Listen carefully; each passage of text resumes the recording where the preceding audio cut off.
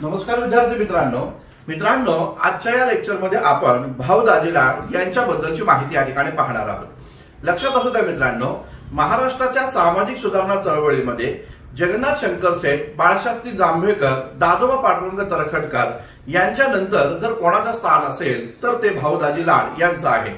भाऊ दाजीलाड यांनी महाराष्ट्रामध्ये स्थापन झालेल्या अनेक सामाजिक आणि त्याचबरोबर राजकीय संघटनांमध्ये सहभाग घेतला। आपल्या सर्वांना माहित असेल की दादोबा पांडुरंग तरखडकरांच्या माध्यमातून महाराष्ट्रातली पहिली सामाजिक संघटना जन्माला आली, तिचं नाव होतं परमहंस मंडळी।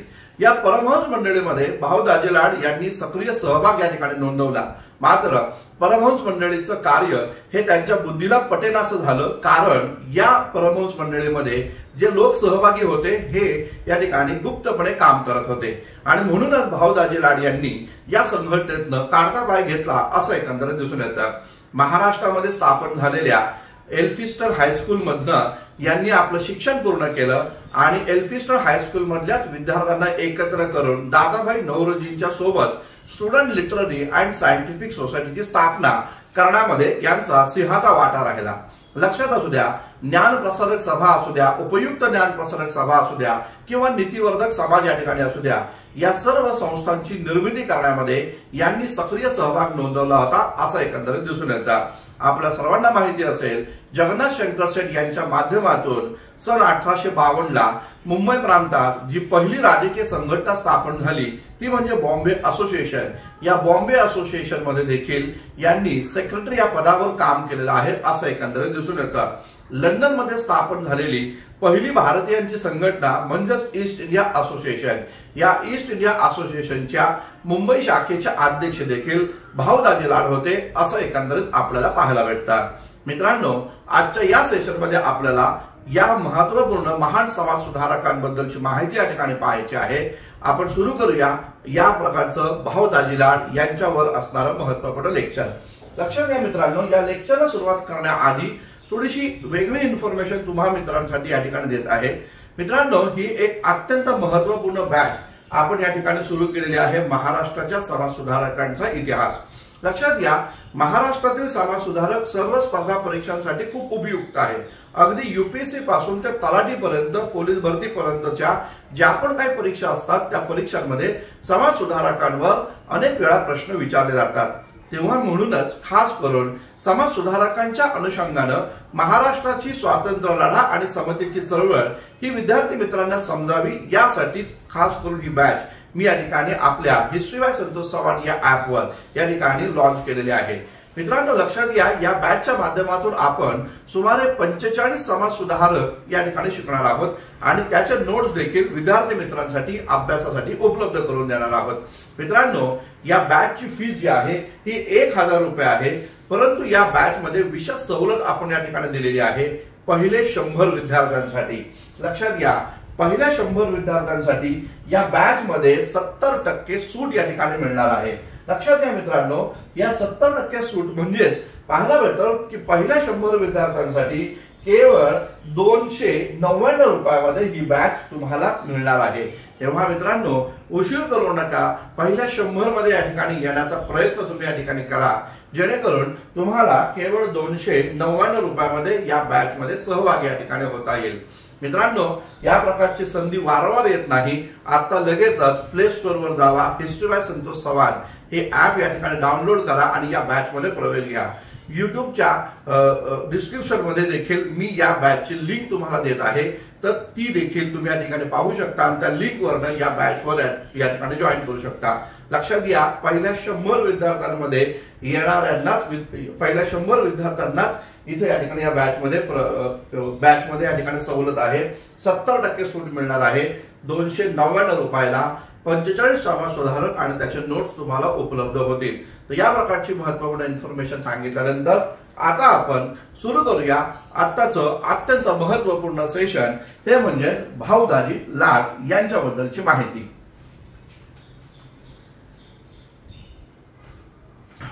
आता पहा विद्यार्थी मित्रांनो, कोणताही समाज सुधारक या ठिकाणी पाहायचा असेल, त्याच्यावर अभ्यास करायचा असेल तर दोन गोष्टी आपण लक्षात ठेवणं गरजेचं आहे। एक म्हणजे त्या समाज सुधारकाचा जन्म कोणत्या गावात झाला, कोणत्या गावाशी तो संबंधित आहे, आणि त्या समाज सुधारकाचं निधन हे कोणत्या वर्षी या ठिकाणी झालं, त्या पद्धतीचं त्या समाज सुधारकाचं पूर्ण नाव नेमकं काय आहे हे पण आपल्याला माहिती असणं गरजेचं आहे। जसं की आपण पाहतो बघा, विष्णुबुवा ब्रह्मचारी। आता विष्णुबुवा ब्रह्मचारी नावाचे एक समाज सुधारक आपल्याकडे या ठिकाणी आहे, महाराष्ट्रात गेले। आता हे विष्णुबुवा ब्रह्मचारी यांचं पूर्ण नाव तुम्हाला माहिती असणं गरजेचं आहे। जसं की आपण पाहतो विष्णू भिकाजी गोखले, सेम त्याच प्रकारे भाऊदाजी लाड या नावानं ओळखले जाणारे जे सुधारक आहे यांचं पूर्ण नाव काय आहे हे पण आपल्याला माहिती असणं गरजेचं आहे। पाहायला भेटतं रामचंद्र विठ्ठल लाड, रामचंद्र विठ्ठल लाड यांना भाऊदाजी लाड या नावानं संबोधलं जातं। आता पाहूया आपण यांचा जन्म कधी झाला। पाहायला भेटतं सन 1824 ला गोव्यामधलं मांजरी जे आहे हे मांजरी या ठिकाणी यांचा जन्म झालेला आहे अशी माहिती आपल्याला या ठिकाणी मिळते। वास्तविकतः यांचं मूळ गाव हे गोव्यातील पेडणे तालुक्यातील पारसे आहे। तर गोव्यामधले पेडणे तालुका जो आहे या पेडणे तालुक्यातील पारसे हे यांचं या ठिकाणी मूळ गाव आहे। मात्र मांजरी गोव्यातीलच मांजरी हे त्यांचं या ठिकाणी आजोळ आहे। तर यांचा जन्म आपल्या आजोळी झालेला आहे, म्हणजे मांजरीमध्ये झालेला आहे असं एकंदरीत दिसतं। आयोग प्रश्न विचारताना कधी कधी पोरसे देईल, कधी कधी मांजरी देईल हे या ठिकाणी लक्षात घ्या। तर या प्रकारे गोव्यातील ही व्यक्ती या ठिकाणी आहे। सन 1874 ला यांचं निधन मुंबईमध्ये या ठिकाणी झालेलं आहे असं एकंदरीत दिसतं। यांचे जे वडील होते हे उद्योगानिमित्त मुंबईमध्ये या ठिकाणी येतात आणि मुंबईमध्येच हे कुटुंब या ठिकाणी स्थायिक होते असं एकंदरीत दिसून येतं। मुंबईमध्येच त्यांनी प्राथमिक शिक्षण या ठिकाणी पूर्ण केल्यानंतर त्यांनी शालांत परीक्षा पास झाल्यानंतर मुंबईच्या एल्फिस्टन हायस्कूलमध्ये त्यांनी या ठिकाणी प्रवेश घेतला आणि या एल्फिस्टन हायस्कूलमध्ये अनेक शिष्यवृत्ती मिळवून त्यांनी या ठिकाणी पदवीचं शिक्षण पूर्ण केलं असं एकंदरीत दिसून येतं। आता पहा मित्रांनो, सन 1824 ला हे एल्फिस्टन हायस्कूल जे आहे हे स्थापन करण्यात आलं आणि त्यानंतर या एल्फिस्टन हायस्कूलचं रूपांतर सन 1834 साली एल्फिस्टन कॉलेजमध्ये झालेलं आहे असं एकंदरीत दिसतं। या एल्फिस्टन कॉलेजचे पहिले प्राध्यापक जे होते ते म्हणजे बाळशास्त्री जांभेकर। बाळशास्त्री जांभेकरांनी या एल्फिस्टन कॉलेजमध्ये असिस्टंट प्रोफेसर म्हणून काम केलं। बाळशास्त्री जांभेकर जेव्हा या पदावर काम करत होते तेव्हा त्यांचे शिष्य दोन अत्यंत महत्वपूर्ण शिष्य आपल्याला पाहायला भेटतात। एक नाव आहे दादाभाई नवरोजी आणि दुसरे आहे भाऊदाजी लाड। म्हणजे आपल्याला पाहायला भेटेल की दादाभाई नवरोजी आणि भाऊदाजी लाड यांच्यावर प्रभाव राहिलेला आहे बाळशास्त्री जांभेकरांचा आणि म्हणूनच बाळशास्त्री जांभेकरांच्या प्रत्येक सामाजिक कार्यामध्ये यांचा या ठिकाणी प्रभाव या ठिकाणी होता असं एकंदरीत दिसतं। पाहायला भेटतं की बाळशास्त्री जांभेकरांनी जी एक महत्वपूर्ण ग्रंथालयांची निर्मिती करणारी एक संस्था स्थापन केली होती जिचं नाव होतं बॉम्बे नेटिव्ह जनरल लायब्ररी। तर या बॉम्बे नेटिव्ह जनरल लायब्ररीचे चेअरमन हे या ठिकाणी भाऊदाजी लाड होते हे या ठिकाणी लक्षात असू द्या।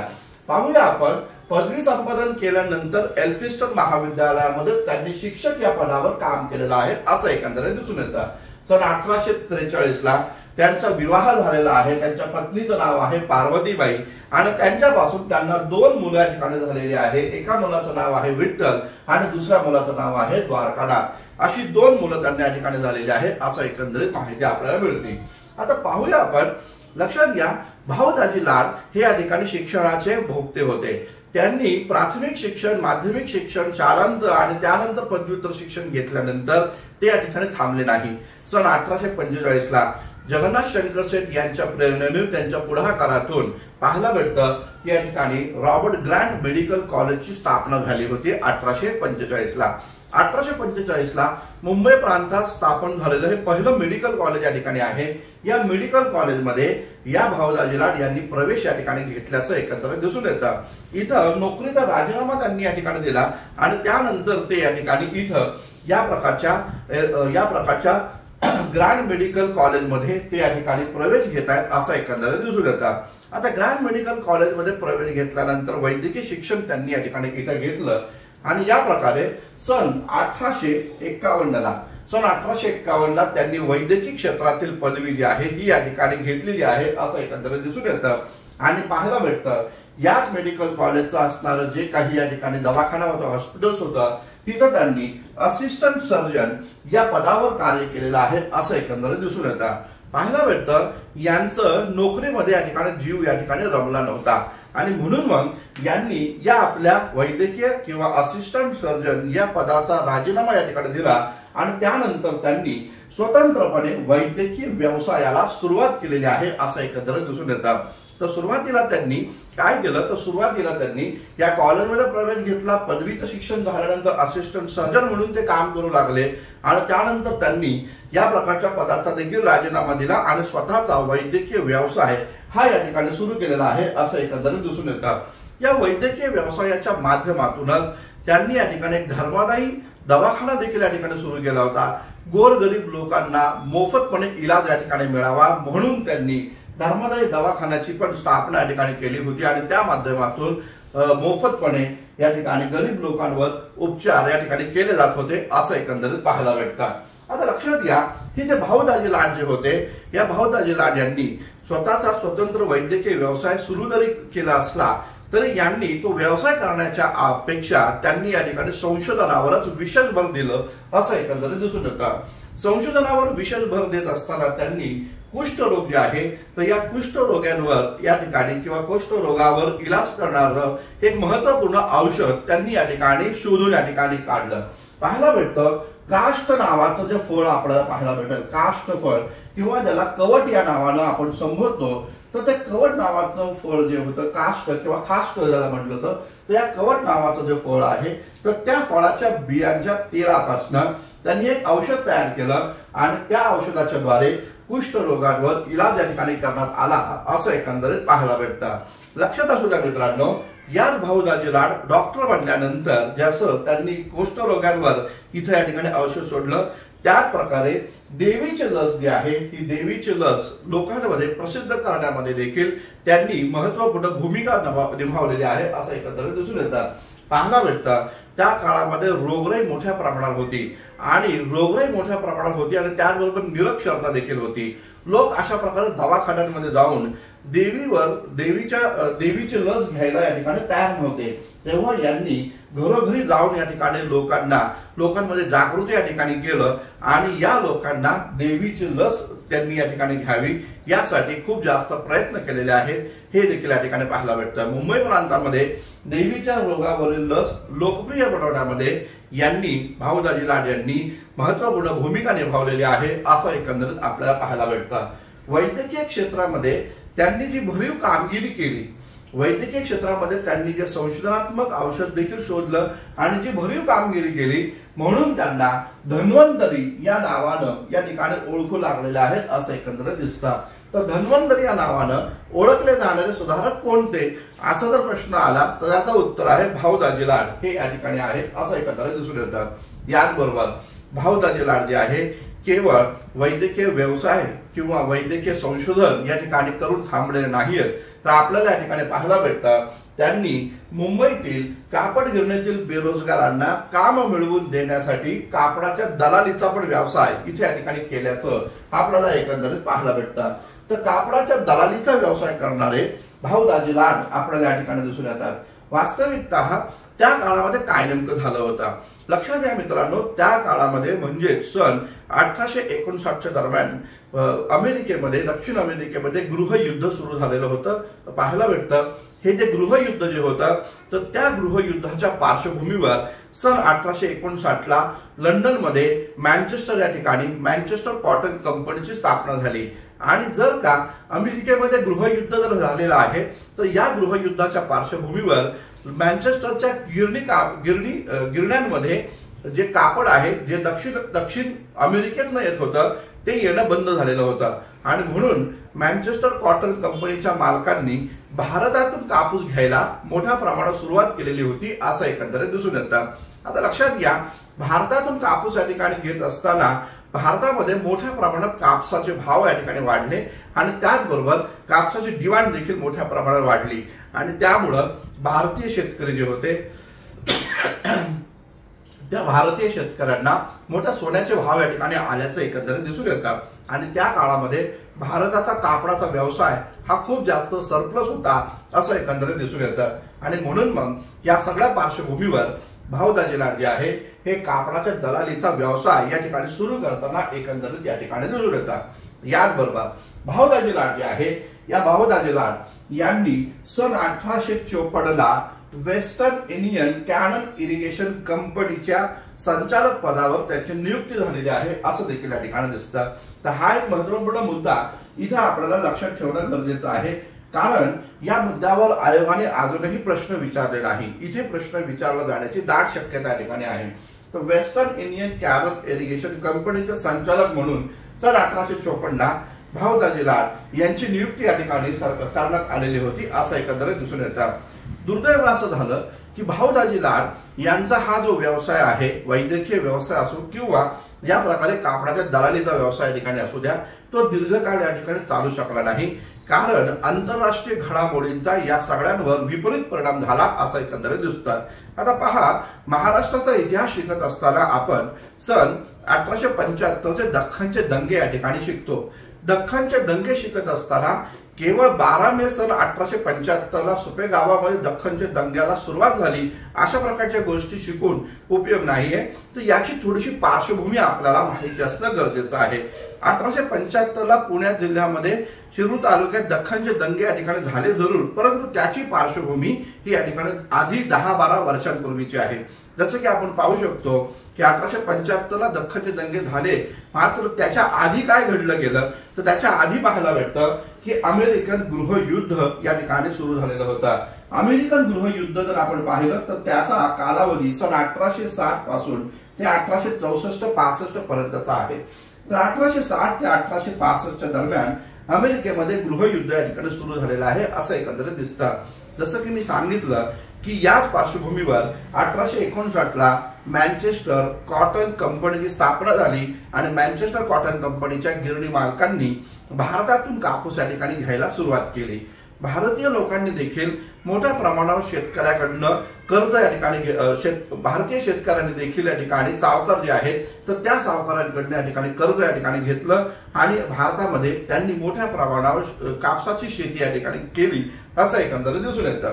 आता पाहायला भेटतं जसं 1865 साली या प्रकारे अमेरिकेतील गृहयुद्ध संपुष्टात आलं, त्याच वेळेस मँचेस्टर कॉटन कंपनीच्या गिरणी मालकांनी ब्रिटनच्या संसदेवर दबाव आणला आणि ब्रिटनच्या संसदेवर दबाव आणून त्यांनी भारतातून कापूस जे लंडनमध्ये जात होतं त्यावर निर्बंध लादले. सुमारे 200% करार भारतीय कापसावर या ठिकाणी आकारला. या सगळ्या परिस्थितीमध्ये परिस्थिती अशी झाली की मँचेस्टर कॉटन कंपनीचे लोक आता अमेरिकेतून कापूस घेत होते आणि भारताच्या कापसाला ते बॅन करत होते असं एकंदरीत दिसून येतं. या सगळ्या पार्श्वभूमीवर भारतीय शेतकरी जे होते हे या ठिकाणी भिके कंगाल झाले आणि त्याचबरोबर कापसाची दलाली करणारे लोकांचा व्यवसाय देखील या ठिकाणी समाप्त झालेला आहे असं एकंदरीत दिसून येतं. कारण कापसाचं उत्पन्न आपण घेतलं जरूर, परंतु घेणारे ब्रिटिश सरकार किंवा जे मँचेस्टरमध्ये जात होतं तेच या ठिकाणी मँचेस्टरमध्ये पोहोचू शकत नव्हतं, कारण तिथं पाहायला असं भेटतं की तिथल्या ब्रिटिश सरकारनं या ठिकाणी भारतीय कापसावर निर्बंध लादले होते आणि म्हणून भारतीय कापसाला योग्य भाव या ठिकाणी मिळाला नाही. साहजिकच कापूस आणि कापसाशी संबंधित असणारे सर्व व्यवसाय हे ठप्प झाले आणि म्हणून भाऊदाजी लाड यांना या व्यवसायामध्ये मोठ्या प्रमाणावर तोटा सहन करावा लागला असं एकंदरीत दिसून येतं. या माध्यमातून पाहायला असं भेटतं की जे व्यवसायामध्ये मोठं नुकसान झालं म्हणून भाऊदाजी लाड यांना स्वतःचा दवाखाना, स्वतःचं घर, स्वतःची असणारी खाजगी संपत्ती ती पण या ठिकाणी विकावी लागलेली आहे असं एकंदरीत दिसून येतं. परंतु मित्रांनो लक्षात असू द्या की शिकला सवरलेला व्यक्ती, त्या व्यक्तीचं जरी आपण या ठिकाणी पाहिलं की सारं नुकसान जरी झालं तरी तो पुन्हा या ठिकाणी उभा या ठिकाणी राहतो. सेम त्याच प्रकारे भाऊदाजी लाड जे आहे, या भाऊदाजी लाड यांनी पण त्याच प्रकारचं कार्य केलेलं आहे असं एकंदरीत पाहायला भेटत. तर या प्रकारे भाऊदाजी लाड व्यवसायामध्ये झालेला संपूर्ण तोटा सहन करून पुन्हा एकदा उभे राहण्याचा प्रयत्न इथे या ठिकाणी करताना आपल्याला दिसून येतात. पाहायला भेटत भाऊदाजी लाड यांचं जे कार्य आहे, शैक्षणिक कार्य आणि त्यांचं काय नेमकं शैक्षणिक कार्यामध्ये योगदान आहे त्याची माहिती आपण आता इथे या ठिकाणी पाहूया. आता बघा, पाहायला भेटतं की सन 1845 ला एल्फिस्टन महाविद्यालयातल्या विद्यार्थ्यांनी एकत्र येऊन एक अत्यंत महत्त्वपूर्ण संस्थेची स्थापना केली होती। तिचं नाव होतं students literary and scientific society. Student literary and scientific सोसायटीची स्थापना ही 1845 ला मुंबईमध्ये झालेली आहे असं एकंदरीत दिसतं। या संस्थेच्या स्थापनेमध्ये जगन्नाथ शंकर सेठ आणि दादाभाई नौरोजी यांचा सिंहाचा वाटा होता, परंतु लक्षात असू द्या भाऊदाजी लाड, व्ही.एन. मंडलिक यांसारखे लोक देखील या प्रकारच्या स्टुडंट लिटररी अँड सायंटिफिक सोसायटीच्या स्थापनेमध्ये संस्थापकांपैकी एक होते असं एकंदरीत दिसून येतं। मित्रांनो, या स्टुडंट लिटररी अँड सायंटिफिक सोसायटीची एक मराठी शाखा ही उपयुक्त ज्ञान प्रसारक सभेच्या माध्यमातून किंवा या नावानं स्थापन झाली 1849 साली आणि त्या उपयुक्त ज्ञान प्रसारक सभेचे अध्यक्ष जे होते ते होते दादोबा पांडुरंग तरखडकर। लक्षात असू द्या मित्रांनो, भाऊदाजी लाड जे आहे हे student literary and scientific society आणि उपयुक्त ज्ञान प्रसारक सभा या दोन्ही संस्थांशी संबंधित होते असं एकंदरीत दिसून येतं।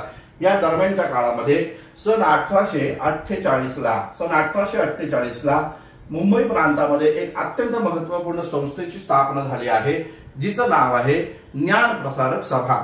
आता पहा, महाराष्ट्राची प्रबोधनाची चळवळ जेव्हा आम्ही पाहतो तेव्हा महाराष्ट्रातला शिखरा सवरलेला आधुनिक शिक्षणानं तयार झालेली व्यक्ती ही या ठिकाणी बुद्धी प्रामाण्यवादावर विश्वास ठेवणारी होती। आता हा बुद्धी प्रामाण्यवाद जो आहे, हा बुद्धी प्रामाण्यवाद हा शब्द नेमका काय आहे त्याबद्दलची थोडीशी माहिती आपण इथे या ठिकाणी पाहूया।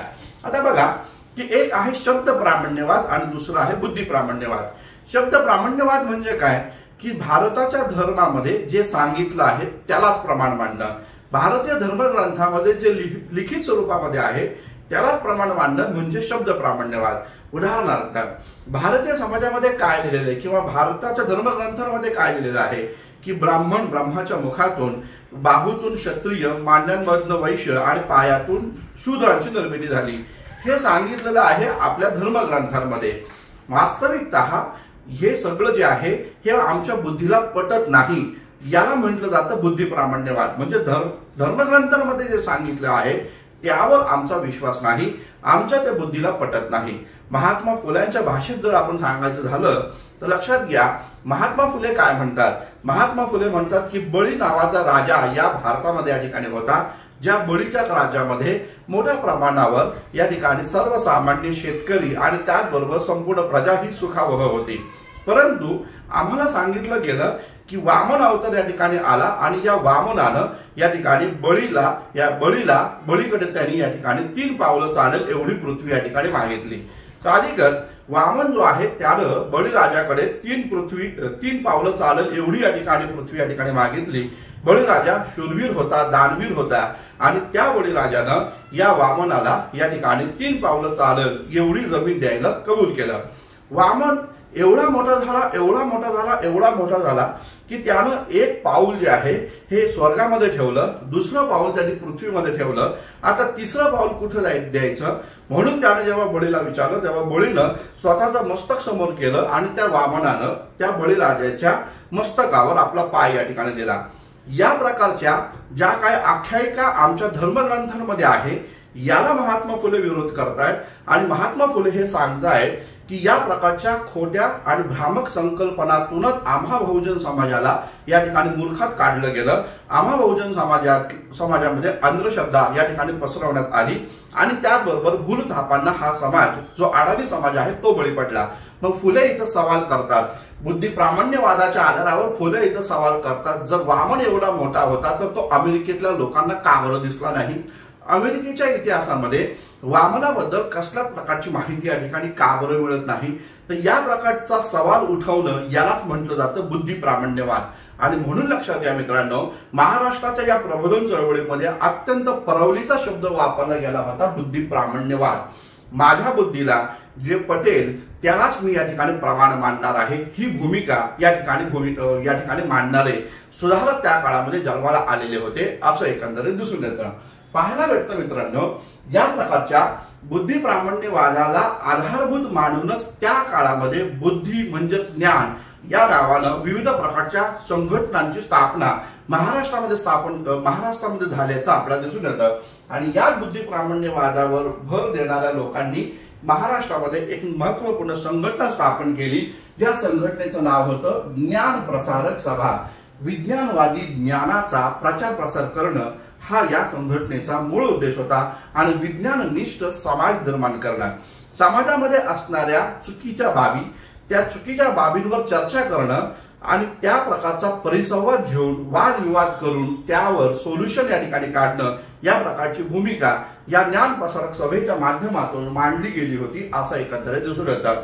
जसं ज्ञान प्रसारक सभा आपल्याला पाहायला भेटती, तशाच प्रकारे एक संस्था गुजरातमध्ये या ठिकाणी नर्मदा शंकर दवेच्या माध्यमातून स्थापन झाली होती, जिचं नाव होतं बुद्धिवर्धक सभा। आता बघा, ज्ञान प्रसारक सभा इथं झालेली आहे मुंबईमध्ये, तर गुजरातमध्ये बुद्धिवर्धक सभा नावाची संघटना स्थापन झाली, बुद्धी प्रामाण्यवादाला आधारभूत मानून। तर गुजरातमध्ये जी बुद्धिवर्धक सभेची स्थापना झाली ती कोणी केली, तर नर्मदा शंकर दवे यांनी तिकडे गुजरातमध्ये हे संघटन निर्माण केलं, बुद्धिवर्धक सभा नावाचं। तर सांगण्याचं तात्पर्य काय की या काळामध्ये जे बुद्धी प्रामाण्यवाद मानणारे लोक होते त्यांनी ज्ञान प्रसारक सभेची स्थापना केली। लक्षात घ्या, या ज्ञान प्रसारक सभेमध्ये दीर्घकाळ सचिव या पदावर राहिलेले भाऊदाजी लाड हे या ठिकाणी व्यक्ती आहे, हे लक्षात असू द्या। भाऊदाजी लाड शेवटपर्यंत या संघटनेचे सचिव होते आणि दीर्घकाळ त्यांनी ज्ञान प्रसारक सभेचं सचिव या पदावर काम केलेलं आहे असं एकंदरीत दिसतं। साहजिकच बुद्धी प्रामाण्यवादी लोक, ज्ञान पिपासू लोक, ज्ञानाचा प्रचार प्रसार करणारे लोक ही भूमिका घेत होते। पुरुषांना जसं आधुनिक शिक्षण दिलं जातं तसंच आधुनिक शिक्षण स्त्रियांना देखील या ठिकाणी दिलं पाहिजे। बाळशास्त्री जांभेकरांचे हे शिष्य होते भाऊदाजी लाड, आणि म्हणून बाळशास्त्री जांभेकर हे पहिले महाराष्ट्रातील व्यक्ती आहे की ज्यांनी स्त्री शिक्षणाचा पुरस्कार या ठिकाणी केला। पाहायला भेटतं दर्पण जे 1832 ला या ठिकाणी प्रकाशित झालं होतं, त्या दर्पण मधनं बाळशास्त्री जांभेकर स्त्री शिक्षणाचा पुरस्कार करताना दिसत होते। साहजिकच भाऊदाजी लाड जे त्यांचे शिष्य होते त्यांनी अशाच प्रकारे स्त्री शिक्षणाला प्रोत्साहन देण्याच्या उद्देशानं लोहार चाळीतील कन्या शाळेला दरमहा आर्थिक मदत करण्याची भूमिका ठेवली होती।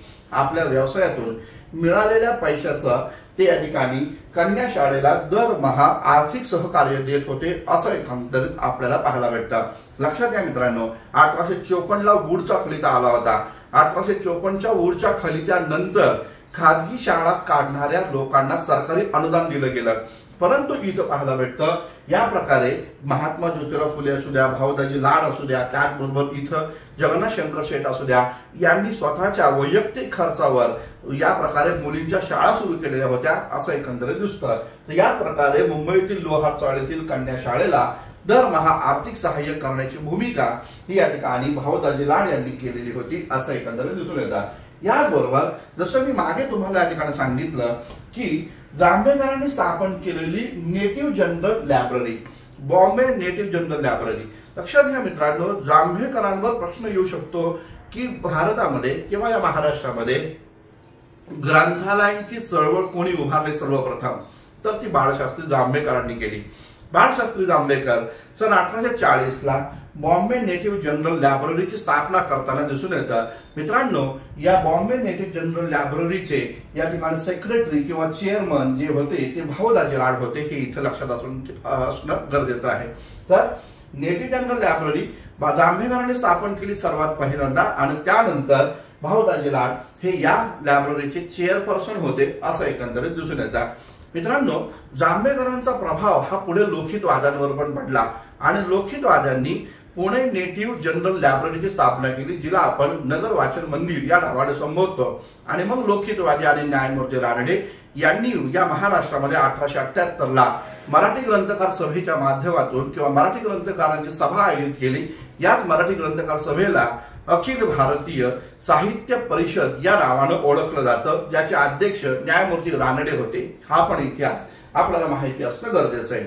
मित्रांनो, मुंबई विद्यापीठाची स्थापना झाली 18 जुलै सन 1857 ला। आपल्याला माहिती आहे वूडचा खलिता भारतात आला होता आणि या वूडच्या खलित्याच्या द्वारे भारतामध्ये 3 विद्यापीठांची निर्मिती झाली। पहिलं विद्यापीठ कलकत्ताचं स्थापन झालं 24 जानेवारी 1857 ला। त्यानंतर 18 जुलैला मुंबई विद्यापीठाची स्थापना झाली 18 जुलै सन 1857ला आणि त्यानंतर 5 सप्टेंबर 1857ला या ठिकाणी मद्रास विद्यापीठाची स्थापना झाली। तर या प्रकारे मुंबई विद्यापीठाच्या स्थापनेमध्ये भाऊ दाजी लाड यांचा सहभाग या ठिकाणी होता। याचबरोबर मुंबईमध्ये जे व्हिक्टोरिया बाग आहे आणि त्याचबरोबर व्हिक्टोरिया म्युझियम जे आहे, तर व्हिक्टोरिया बाग आणि व्हिक्टोरिया म्युझियमच्या स्थापनेमध्ये देखील यांनी सक्रियपणे सहभाग घेतलेला आहे असं एकंदरीत दिसतं। आणि याचबरोबर ग्रंथालयांची चळवळ उभी करण्यामध्ये देखील भाऊ दाजी लाड यांनी सक्रिय सहभाग घेतल्याचं एकंदरीत दिसून येतं। भाऊ दाजी लाड यांचं जे काही सामाजिक कार्य होतं त्या सामाजिक कार्याची दखल सरकारने या ठिकाणी घेतली आणि सरकारने त्यांना शेरीफ या पदावर सन 1864 ते 1869 दरम्यान नियुक्त केलेला आहे असं एकंदरीत दिसतं। तर शेरीफ या पदावर नियुक्त झालेली व्यक्ती कोण आहे, तर ती भाऊ दाजी लाड आहे, हे इथं लक्षात असू द्या। याचबरोबर भाऊ दाजी लाड जे आहे हे नीतिवर्धक सभेची स्थापना करताना आपल्याला दिसून येतं। आता बघा, नीतिवर्धक सभा ही भाऊ दाजी लाडच्या माध्यमातून स्थापन झाली।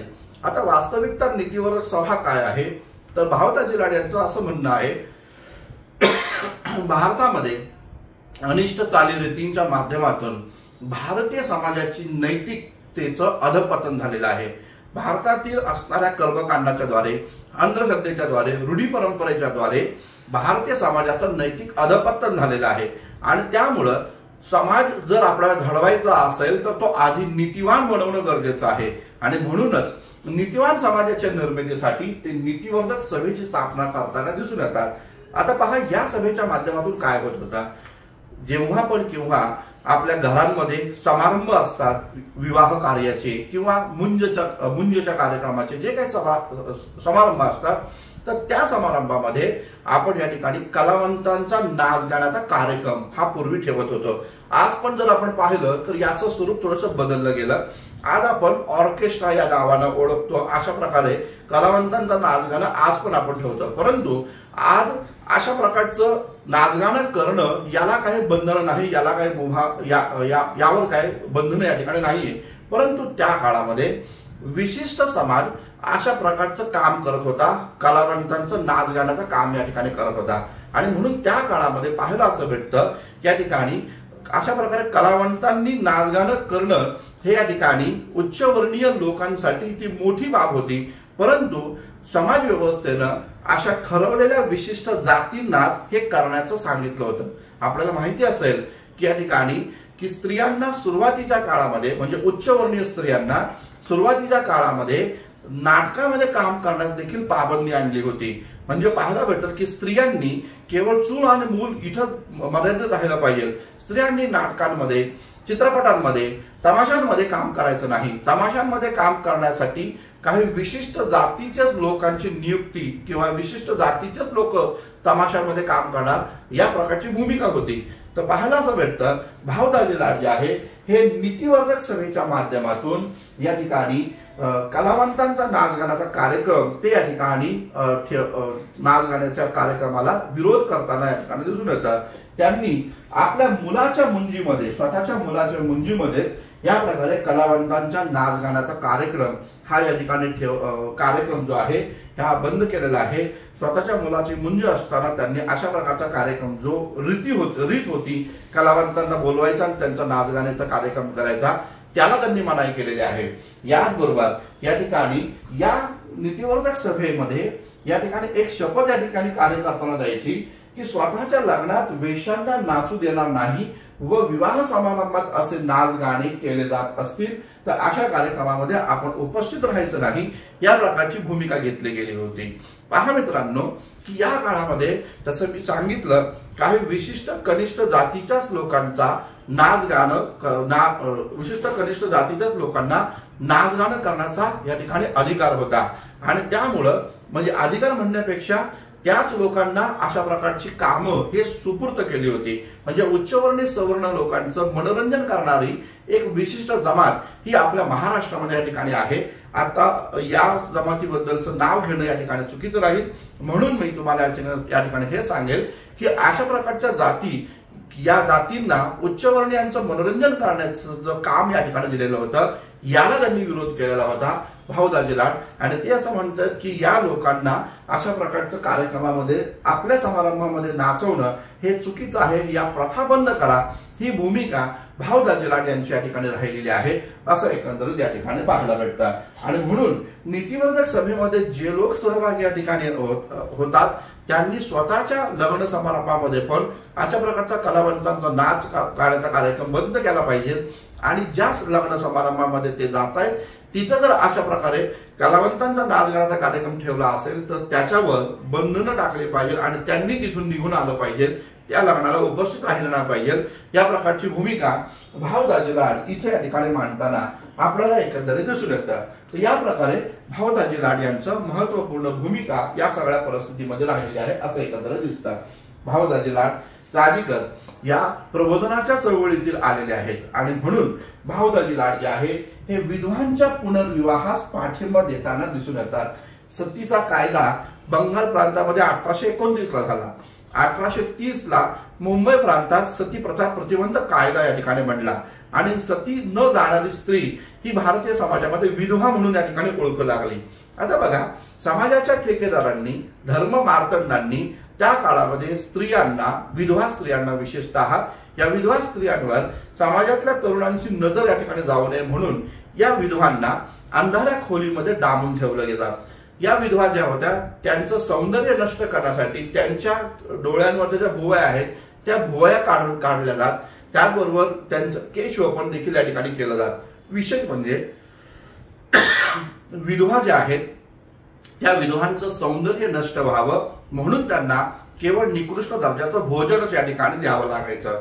साहजिकच भाऊदाजी लाड, न्यायमूर्ती रानडे, विष्णुशास्त्री पंडित यांसारखे जे लोक होते हा विचार करत होते, महात्मा ज्योतिराव फुले यांसारखे लोक जे विचार करत होते की विधवेला अशा प्रकारचं जीवन देणं म्हणजे दररोज मिनिटाला विधवेला मारण्याचा प्रकार आहे, आणि म्हणून त्या विधवेला देखील पुन्हा आपलं आयुष्य सुरळीतपणे चालवण्याचा अधिकार असला पाहिजे, आणि म्हणून त्या विधवेचा देखील विवाह लावून दिला पाहिजे। साहजिकच या प्रकारे विधवा पुनर्विवाहाच्या संदर्भात सन 1856 ला बंगाल प्रांतामध्ये ईश्वरचंद्र विद्यासागरनं मोठं काम केलं, आणि या ईश्वरचंद्र विद्यासागरनं सोमप्रकाश नावाचा ग्रंथ, सोमप्रकाश नावाचं वर्तमानपत्र सुरू केलं, आणि या सोमप्रकाश या वर्तमानपत्राच्या माध्यमातून त्यांनी तिथं बंगाल प्रांतामध्ये सामान्य लोकांचं जनमत बदललं, आणि म्हणून 1856 ला विधवा पुनर्विवाहाचा कायदा बंगाल प्रांतामध्ये बनला।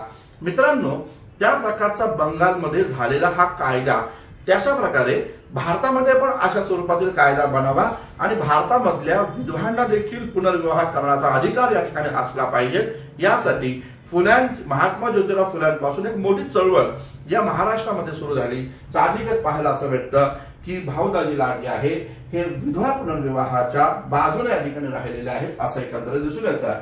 देवकुमार या नावाच्या विधवेच्या विवाहास स्वतः भाऊदाजी लाड हे जातीने उपस्थित होते। आता बघा, तुम्हाला असं वाटेल की भाऊदाजी लाड देवकुंवर नावाच्या विधवेच्या पुनर्विवाहाच्या वेळेस उपस्थित होते, त्यात काय मोठी बाब? मित्रांनो, भाऊदाजी लाड हे अशा प्रकारचं कार्य करतात त्या काळामध्ये ते एक मोठं शौर्य मानलं जात होतं, कारण उच्चवर्णीय ब्राह्मण लोक त्या काळामध्ये असं कृत्य करणाऱ्या म्हणजे विधवेचा विवाह लावून देणाऱ्या लोकांच्या विरोधामध्ये सामाजिक बहिष्कार ते या ठिकाणी करत होते, आणि सामाजिक बहिष्कार टाकल्यामुळं इथं पाहायला भेटतं की या ठिकाणी समाजातून वाळीत फेकले गेलेल्या लोकांकडे कसल्याही प्रकारचं सन्मानानं पाहिलं जात नव्हतं, त्यांच्यासोबत रोटी आणि बेटी व्यवहार केला जात नव्हता। म्हणजेच काय, सामाजिक चळवळीला रोखायचं असेल तर सामाजिक बहिष्कार हे त्या काळात प्रभावी शस्त्र होतं। त्या प्रकारच्या शस्त्राला न जुमानता भाऊदाजी लाड हे विधवेच्या पुनर्विवाहाच्या समारंभास गेलेले आहे, हे त्यांचं त्यामधलं महात्मपण किंवा मोठेपण हे सिद्ध करणार आहे असं एकंदरीत दिसतं। याचबरोबर भाऊदाजी लाड जे आहे समुद्र पर्यटनास धर्मानं जे बंदी केलेली होती त्याच्या विरोधामध्ये भाऊदाजी लाड या ठिकाणी आहे। आता बघा मित्रांनो, असा एक कयास लावला जातो की भारत हा अनेक परकीय टोळ्यांच्या गुलामगिरीमध्ये का बरं राहिला, किंवा भारत हा एवढं ज्ञान संपन्न असताना हा देश जगामध्ये यानं आपला ठसा का बरं नाही उमटला, किंवा भारतीय व्यापारी बाहेरच्या देशांमध्ये का बरं गेले नाही, भारतातील अनेक महत्वपूर्ण योद्धे ते दुसऱ्या देशांवर आक्रमण का बरं करण्यासाठी गेले नाही।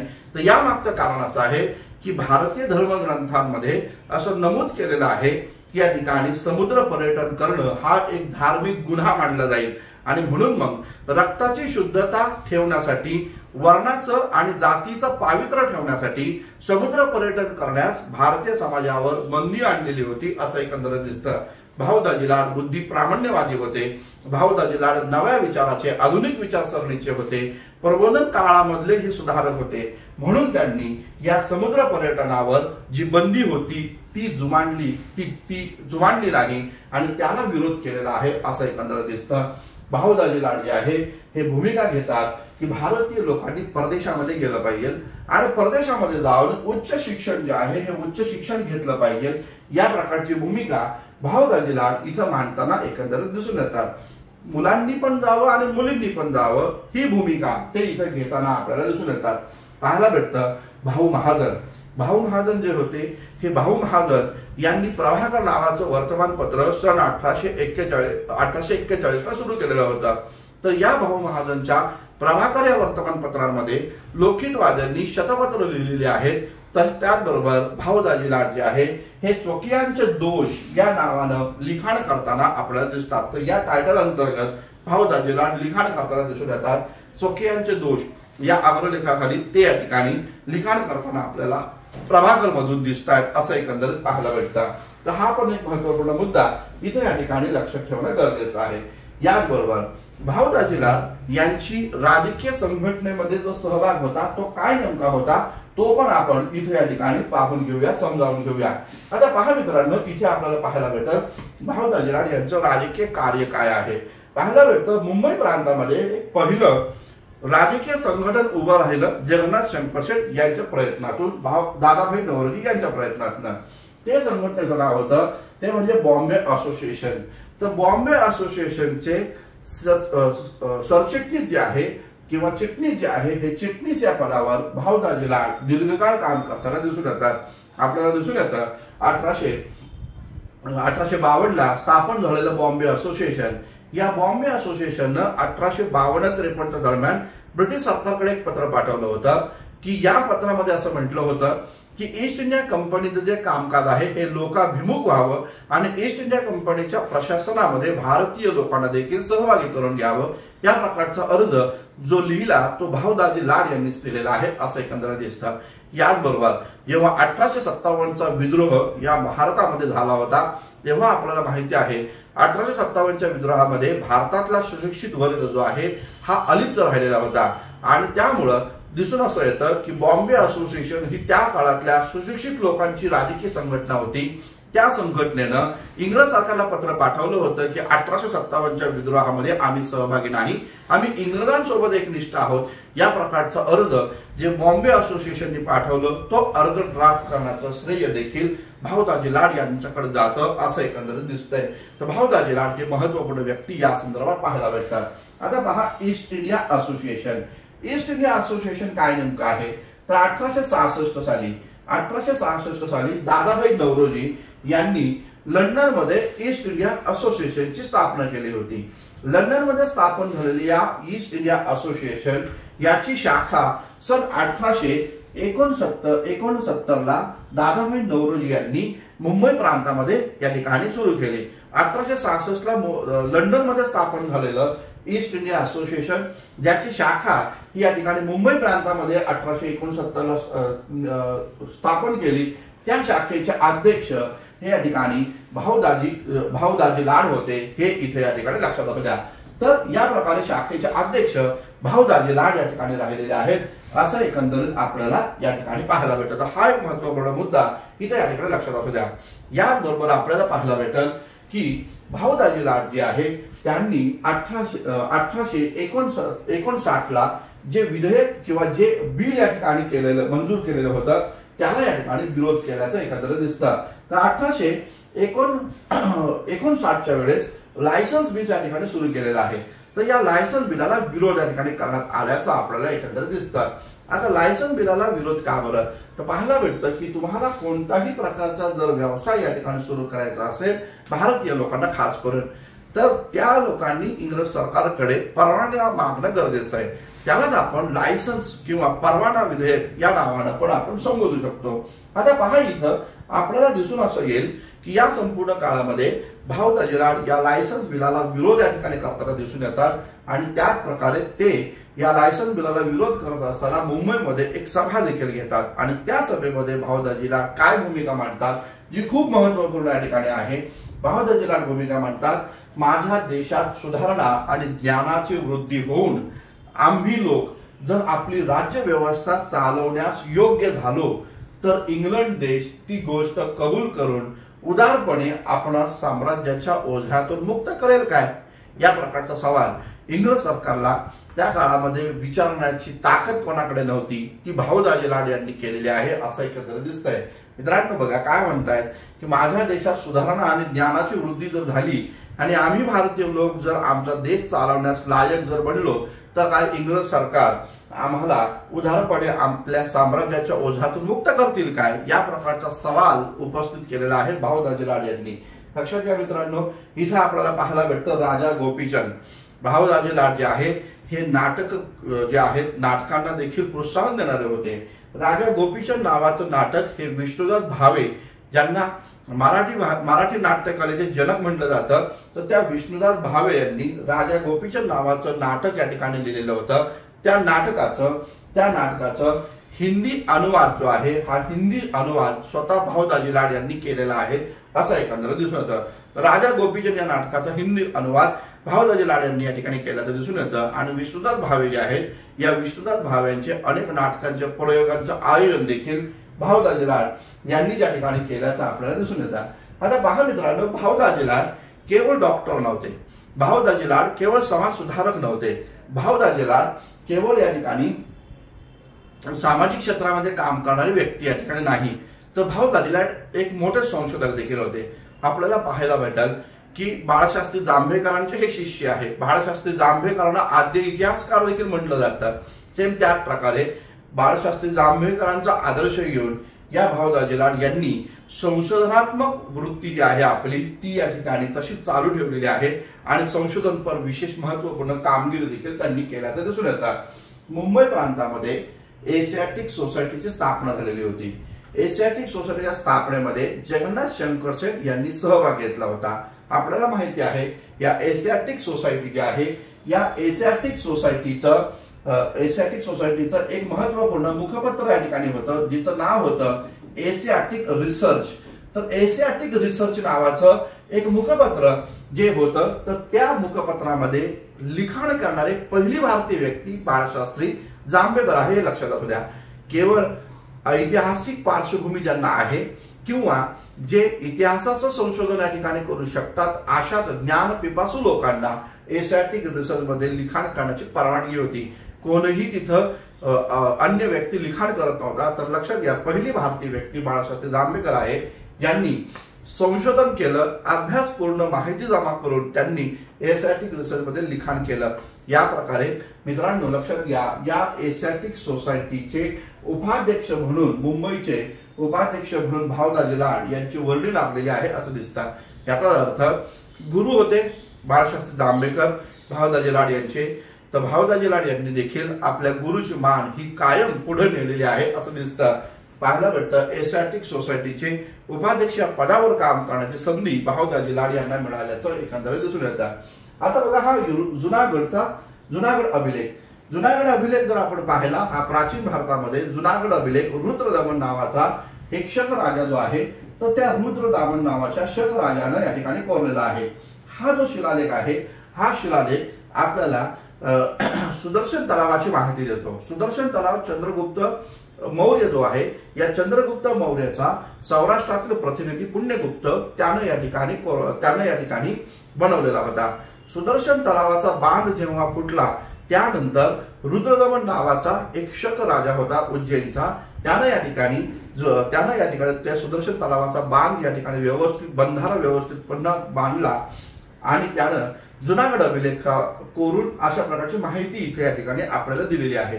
तर पहा मित्रांनो, त्या काळामध्ये मोठ्या प्रमाणात प्राच्य विद्येचे अभ्यासक भारतामध्ये होते आणि अशा प्रकारच्या प्राच्य विद्येचा ओरिएंटलिस्ट हिस्टोग्राफीचा किंवा ओरिएंटलिस्ट एक महत्वपूर्ण विद्वान भारतामध्ये होता, ज्याचं नाव होतं जेम्स प्रिन्सेप. जेम्स प्रिन्सेप जो होता हा अशा प्रकारे या ठिकाणी प्राच्य विद्येचा मोठा अभ्यासक राहिलेला आहे असं दिसतं.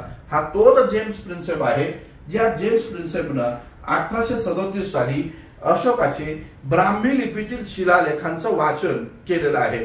अशोक राजा जो महान सम्राट अशोक राजा जो आहे तो जगाच्या नजरेत केव्हा आला, जेव्हा जेम्स प्रिन्सेपनं त्याचे ब्राह्मी लिपीतील शिलालेख वाचण्यात यश प्राप्त केलं. त्याच वेळेस जगाला महान अशोक राजा याची ओळख झालेली आहे असं दिसतं. तर या जेम्स प्रिन्सेपनं या जुनागड अभिलेखाबद्दल लिखाण केलेलं होतं आणि त्याच्यामध्ये त्यानं असं म्हटलं होतं की रुद्रदमन जो आहे हा रुद्रदमन हा चेस्टनचा मुलगा आहे, अशी भूमिका ही या ठिकाणी जेम्स प्रिन्सेपनं मांडलेली होती असं एकत्र दिसतं. तर चेस्टन म्हणजे कोण आहे, तर चेस्टन हा या ठिकाणी उज्जैनच्या शकांचा प्रमुख आहे. तर जेम्स प्रिन्सेपचं असं म्हणणं होतं की चेस्टनचा मुलगा रुद्रदमन आहे, तर त्याच्या चुका सुधारण्याचं काम भाऊ दाजी लाड यांनी केलं आणि ते म्हणतात की नाही, तसं नाहीये. चेस्टनचा मुलगा जयदामन आहे, चेस्टनचा मुलगा जयदामन आहे आणि या जयदामनचा मुलगा आहे रुद्रदामन. या प्रकारचं कार्य या ठिकाणी म्हणजे इंग्रज व्यक्तीच्या अध्ययनातील चुका दुरुस्त करण्याचं काम भाऊ दाजी लाड यांनी केलेलं आहे. हे या ठिकाणी इथं लक्षात घ्या. म्हणजे भाऊ दाजी लाड हे किती मोठे इतिहास संशोधक होते असं एकंदरीत दिसतंय. आता पहा, भाऊ दाजी लाड यांच्या संदर्भात जर आपण पाहिलं, त्यांनी संशोधनात्मक अनेक लेख लिहिले, परंतु ते लेख त्यांच्या हयातीमध्ये या ठिकाणी प्रसिद्ध नाही झाले. दिसून असं येतं की भाऊ दाजी लाड जे आहे यांना दीर्घकाळ आयुष्य लाभलं नाही. केवळ 50 वर्ष ते या ठिकाणी जिवंत राहिले, 50 वर्षाचं जीवन जगू शकले. भाऊ दाजी लाड यांच्या या ठिकाणी निधनानंतर, भाऊ दाजी लाड यांच्या निधनानंतर नाव लक्षात असू द्या, रामचंद्र घोष. तर हे जे रामचंद्र घोष जे होते, या रामचंद्र घोष यांनी भाऊ दाजी लाड यांच्या निधनानंतर भाऊ दाजी लाड यांच्या संशोधनात्मक लेखांना प्रसिद्धी दिलेली आहे. भाऊ दाजी लाड यांचे संशोधनात्मक लेख जे आहे the literary remains of Bhau Daji Lad या नावानं प्रसिद्ध झालेले आहेत असं एकंदर दिसतं. तर रामचंद्र घोष यांनी भाऊ दाजी लाड यांचे संशोधनात्मक लेख प्रसिद्ध केलेले आहेत. कोणत्या नावानं? The literary remains of Bhau Daji Lad या नावानं. तर या प्रकारे मित्रांनो भाऊ दाजी लाड वयाच्या 50व्या वर्षी या ठिकाणी निधन पावतायत असं एकंदरीत आपल्याला पाहायला भेटेल. तर या प्रकारे आपण आजच्या या सेशन मध्ये भाऊ दाजी लाड यांच्याबद्दलची संपूर्ण माहिती या ठिकाणी पाहिलेली आहे. तर मित्रांनो या प्रकारे इतिहासाच्या संदर्भातली अत्यंत महत्त्वपूर्ण बॅच इथे या ठिकाणी आपण हिस्ट्री बाय संतोष चव्हाण या ऍपवर या ठिकाणी ऍपवर अपलोड केलेली आहे. तर मित्रांनो जे पण कोण तुम्ही इच्छुक विद्यार्थी या ठिकाणी असतात, ज्यांना या बॅच मध्ये प्रवेश या ठिकाणी घ्यायचा असेल, तर तुम्ही आपल्या मित्रांना जरूर या ठिकाणी कळवा की केवळ 299 रुपयामध्ये ही बॅच आपल्याला सरांनी उपलब्ध करून दिलेली आहे पहिल्या 100 विद्यार्थ्यांसाठी. त्यामुळं पहिल्या 100 विद्यार्थ्यांमध्ये येण्याचा प्रयत्न करा. आपल्या मित्रांना देखील सांगा. तुम्ही जर इथं प्रवेश घेतला असेल तर वेल, आपल्या मित्रांना पण सांगा. पहिल्या 100 विद्यार्थ्यांसाठी इथं सूट दिलेली आहे. केवळ 299 रुपयामध्ये ही बॅच आपल्या विद्यार्थी मित्रांना या ठिकाणी मिळणार आहे. लवकरात लवकर प्ले स्टोर वर जावा, हिस्ट्री बाय संतोष चव्हाण हा ऍप डाउनलोड करा आणि या बॅच मध्ये प्रवेश घ्या. किंवा युट्यूबच्या लेक्चर्स मध्ये तुम्ही या ठिकाणी पाहू शकता. डिस्क्रिप्शन मध्ये तुम्हाला या बॅचची लिंक देखील मी तुम्हाला दिलेली आहे. तर आज तुम्ही लगेचच या प्रकारच्या बॅच मध्ये प्रवेश या ठिकाणी घ्या. आपल्या मित्रांना पण सांगा. धन्यवाद. Thank you very much.